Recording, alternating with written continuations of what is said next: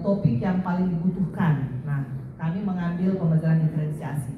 Seperti pada kelompok 4 tadi mengungkapkan, Bapak Ibu di rata-rata di sekolah di pelaksana program sekolah penggerak, baik angkatan 1 maupun angkatan 2 sampai hari ini memang terkendala pada pembelajaran diferensiasi. Nah, kendalanya ini Bapak Ibu pasti ada yang belum memahami, yang kedua ada guru-guru kita yang tidak mau move on, masih senang pada posisi aman, mungkin karena berpikir diferensiasi ini kok ribet sekali gitu. Nah, kemudian yang ketiga memang masih kurang inovasi dan kreativitas dari para guru. Nah, cara bagaimana untuk bisa membuat praktek baik untuk implementasi pembelajaran diferensiasi ini, kelompok 1 mengungkapkan bahwa memang yang terpenting bagi guru adalah sebuah penguatan kapasitasnya sebagai guru. Melalui apa? Melalui in-house training, ya. Nah, melalui workshop, ya, mungkin juga melalui webinar-webinar di PMM yang nanti setelah pulang ini. Nah, kita sudah mulai join nih Bapak Ibu. Kebetulan di kelompok kami Pak Anas ini memiliki praktek baik Bapak Ibu tentang diferensiasi. Nah, sudah bisa kontak dengan Pak Anas di PMM tuh ada narasumber berbagi praktek baik. Pak Anas bisa berbagi dan sudah ada buku panduannya sehingga itu juga menjadi acuan bagi kita.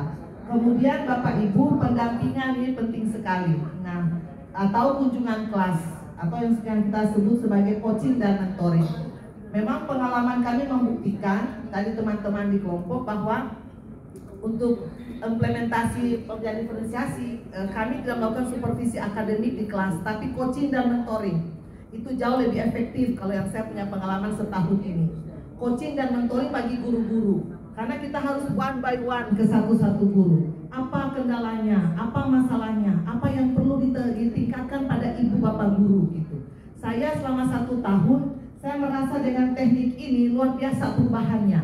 Karena kan ada guru yang kadang-kadang dia tertutup Bapak Ibu. Dia tidak mau mengakui kelemahannya. Kalau kita buat workshop besar begini, dia jarang mengungkapkan dia punya kelemahan. Tapi kalau kita coaching, dia pasti akan terbuka. Itu saya dapati di situ. Oh Bu, saya ini begini. Nah, maka pelatihan kita tidak lagi berbasis besar-besar begini, tapi berbasis kelompok. Sehingga kelemahannya di mana kita tangkap di situ. Seperti itu Bapak Ibu. Dan kita lihat nanti kemudian di kelas melalui kunjungan kelas. Nah, refleksi ini sangat penting, refleksi. Ya, sebelumnya kan kita hanya melakukan pekerjaan begitu, guru ngajar, tapi kita jarang sekali refleksi. Bahkan guru kalau ngajar sekarang di RPP atau modul ajar kan berakhir dengan refleksi. Refleksi harus jadi budaya. Refleksi saya itu menekankan refleksi harus jadi budaya. Tidak perlu harus dalam pertemuan segini. Kita punya grup-grup. Ya, kita juga bisa refleksi malam. Malah saya tuh kadang kalau di grup ini besar, staff misalnya saya tanya, Bapak Ibu malam ada waktu enggak ya? Tadi siang kita enggak sempat ngobrol. Sebentar kita meet ya. Ya, kita cari tahu tadi itu apa. Seperti kita punya program literasi sehari berliterasi. Cari tahu. Itu kalau dilakukan terus-menerus Bapak Ibu, pasti kita akan mendapatkan kendala yang meminimalkan kendala. Ya, meminimalkan kendala. Kemudian kita buat apresiasi dan reward. Nah, tadi teman-teman mengatakan bahwa perlu juga apresiasi dan reward bagi guru-guru yang sudah melakukan hal-hal yang baik gitu. Ya, seperti kalau dia sudah melakukan diferensiasi di kelas, kita beri apresiasi reward. Sebetulnya apresiasi reward itu tidak perlu duit ya. Penghargaan, sertifikat atau namanya dibacakan, diumumkan gitu. Kadang-kadang di upacara bendera hari Senin atau di acara apel bersama. Nah, kita sering bilang, kalau saya itu setiap bulan, 3 bulan saya membuat instrumen pakai Google Form yang diam-diam saya kirim ke semua siswa melalui guru BK. Nah, nanti setelah itu mereka tayangkan di rapat evaluasi, saya tayangkan tuh melalui Google Form, ada dia punya diagram-diagramnya terus kelihatan. Nah, di situ kita berikan apresiasi sama reward di situ. Ada guru yang terbaik ininya dan seterusnya. Itu juga Bapak penting. Nah, kemudian perangkat media yang dapat digunakan. Nah, ini Bapak Ibu, ini kami berempat bersepakat bahwa memang untuk membuat sebuah perangkat media bisa berbagi praktek baik, kita pelaku, guru, kita rata-rata kan tidak memiliki keahlian khusus, skill terhadap video-video ini. Kalau di tempat kami tadi center sama teman-teman, saya punya tim media guru, tapi bukan guru, tapi pegawai. Saya angkat bukan guru, non guru. Dan tim media siswa. Malah siswa kan ada juga yang punya kelebihan di membuat video-video. Tetapi sekolah harus punya perangkat, infrastrukturnya kayak kamera yang memang terstandar, jangan memakai handphone, ya karena resolusinya kan tidak seperti kamera. Kemudian tadi Pak Naas bilang harus punya perangkat penunjang, ya seperti harus punya mic-nya yang benar, ya semua tuh punya.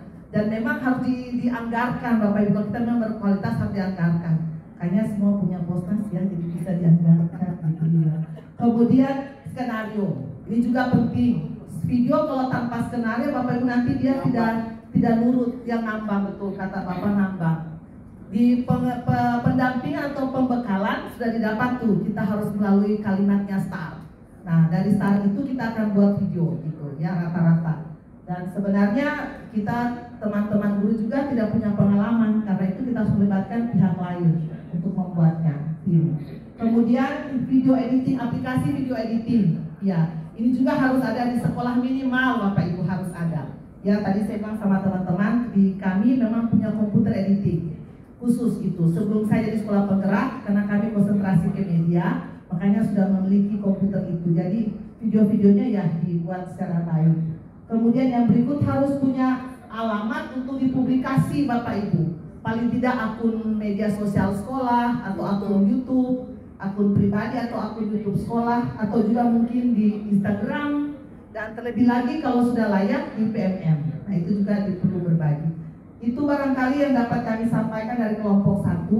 Lebih kurangnya mohon maaf. Semoga apa yang kami sampaikan bermanfaat dan memberi inspirasi bagi kita semua. Terima kasih. Tepuk wow dulu Bapak Ibu. Ayo diberikan, dikasih W, dikasih O, dikasih W. Wow.